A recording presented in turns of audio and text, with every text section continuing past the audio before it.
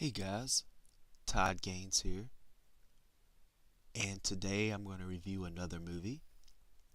This time, it's a movie that my Uncle Pete sent me, the Australian cult classic splatter film Bloodlust.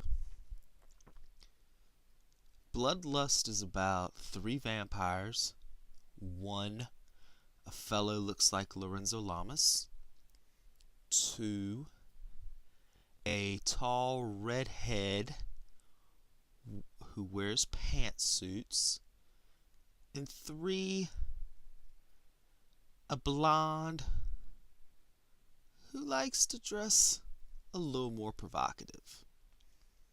These three vampires roam the streets of Melbourne, Australia, causing chaos and ruckus.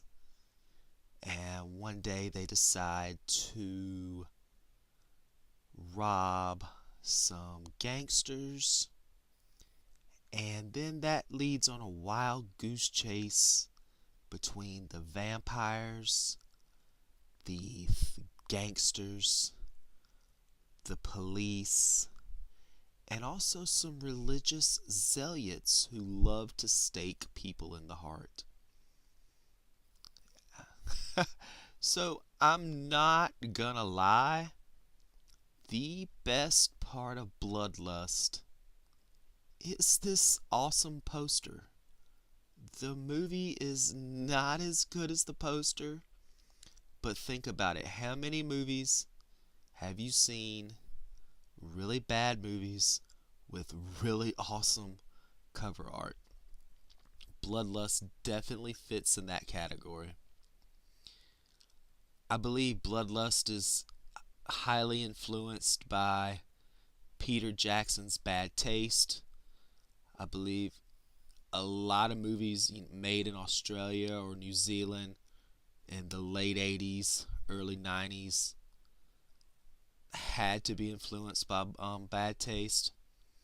Now, when I was watching Bloodlust, I had to find a redeeming quality. Like, what about Bloodlust is worth you watching?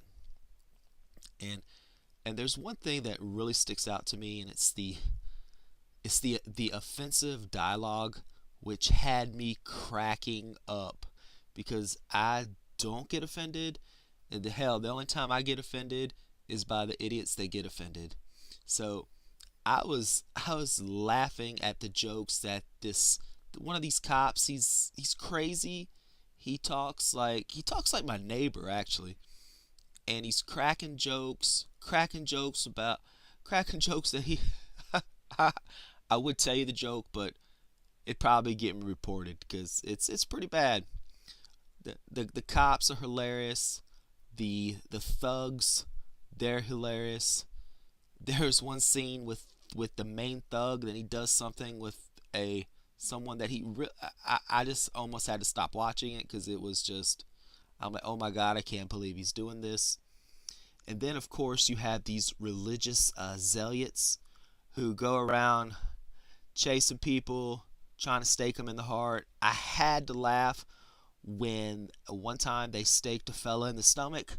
I don't know if it was, we're doing a really low budget film, so we can't we can't go back and go take two.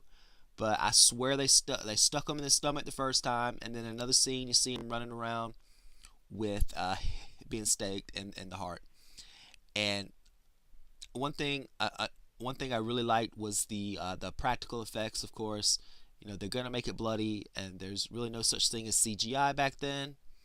And I mean, it's ridiculous, but I was cracking up. I laughed way too many times. Now, of course, we have three vampires, and if you look, I'm gonna try to point to, if you see the redhead, who she wears pantsuits the whole time. She doesn't get dressed up like that, just in her, looks like in her underwear. So that's false advertising on this poster. So I'm almost disappointed, but that's okay. Another thing is the vampires. They go out in the daytime. they see their reflections. So, are they vampires? I mean, I think they're vampires. They suck some blood, but then they go and steal guns and just start shooting people.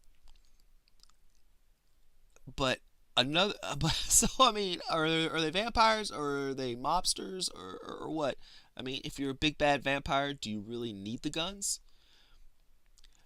One of the gangsters or thugs is this really fat guy, and he should have died in one scene. But I think that the directors were like, man, this fat guy is awesome. So let's keep him around. So he's running around. Well, he's not running. Excuse me. He's wobbling around with his arm in a sling. So I got kind of excited when they kept him alive for a little bit longer. He was definitely probably, I don't know if he was my favorite character or the vampire who looked like Lorenzo Lamas. It's a toss up between those two. I found myself enjoying the movie more and more as it went along. Um, it started out, I'm like, what in the hell did Uncle Pete send me? But after the first few minutes, I realized that I guess Bloodlust does have some story to it. And they don't want to confuse you. So they give you a timeline like Thursday, 9 o'clock, Thursday, 12 p.m. So it does run in chronological order. I did see a few times when, we're just going to edit out a couple parts for you guys. So you you see a scene and you're like, well, how did this just happen? But I don't know if they're on a time budget or they just really didn't care. I mean, I do like when a movie like this runs. I do like the runtime. It runs about an hour and 20 minutes because when you're making something, a really bad movie, please God, don't make it like 2 hours because you're gonna get bored. And I didn't find myself bored at all with Bloodlust. Bloodlust made me laugh. Bloodlust is offensive as all get go. Bloodlust has a crazy soundtrack. I definitely think it's should be in that category of so bad it's really bad. And if you like those movies, you should definitely try to seek this out. I'm glad Uncle Pete sent me this. I'm glad I have an all region DVD player. I'm not sure if this is even sold in the States, but if you can find it, give it a shot. Look at this up here. I'm gonna point to this. Look at that ugly. That you see? I'm pointing to that ugly thing. What is that? Did that go to? I think that went to Peter Jackson's bad taste school because that is ugly, and that thing is around for a few scenes, and I'm like, oh my God, what is this? I definitely think if you have friends, bring them over, let them watch this. I think you guys will have a great time with it. Uh, that's about all I have for Bloodlust. Um, it's definitely a movie, and I hope that you get something out of this review.